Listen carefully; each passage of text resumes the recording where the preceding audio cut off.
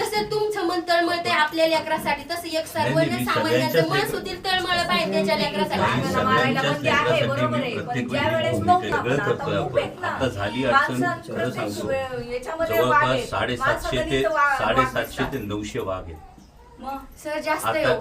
यासाठी आपण आता त्या का मी तुम्हाला आता सांगण्यात काहीच अर्थ नाही. त्यासाठी आपण पहिल्यांदा देशाच्या इतिहासात घडतंय. नसबंदीचं पण जे आपण जो जिथपर्यंत पुढे आणलंय हे आजपर्यंत कधीच घडलं नव्हतं ताई. मी तुम्हाला सांगतो जाणारं प्रत्येक लेकरू हे मी माझंच लेकरू बघतो त्या ठिकाणी, त्यामुळे त्या तळमळीने भांडतोय, प्रत्येक वेळी भांडलोय. पण याचा पर्याय आपण फार जवळ आलोय. ही दुर्दैवी घटना, हे नुकसान कशानेच भरून येणार नाही. मी त्या दिवशी पण आम्ही जुन्नरला बैठक घेतली. जुन्नरला पण मी हेच सांगितलं का हे सर एक काम करा ना, तुमचं वन विभाग आहे ना, भरपूर मोठं क्षेत्र आहे सर. हे तुम्ही आम्हाला 25 लाख रुपये देता की नाही? 25 लाख रुपये तुमच्या जवळ ठेवा. तुमच्या ज्याला आहे ना असं चांगलं जास्त फूट तुमचं कंपाऊंड करा, सगळे त्याच्यात सोडा ना. याला काय तुम्हाला काय प्रॉब्लेम आहे? पण आम्हाला नकोय.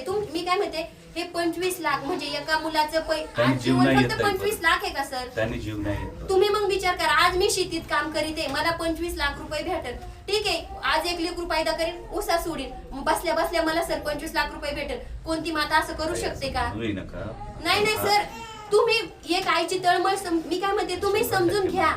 100% मान्य. म्हणजे मला याविषयी 25 लाख हे नकोय आम्हाला सर. हे तुम्ही पैसे वाटप करताय ना, हे बंद करा. पण फक्त इथून आहे ना वाहगाचं नियोजन आहे ना, प्रत्येक गावात एक सर्कल आहे, प्रत्येक गावात तुमची ठराविक जागा आहे, तिथं तुम्ही काय आज तुमचे येतात, तुमच्या मुलांना हे करा, हे वाजवा, ते वाजवा, हे करा, ते करा. संध्याकाळच्या पारी येणार त्यांना म्हणावा.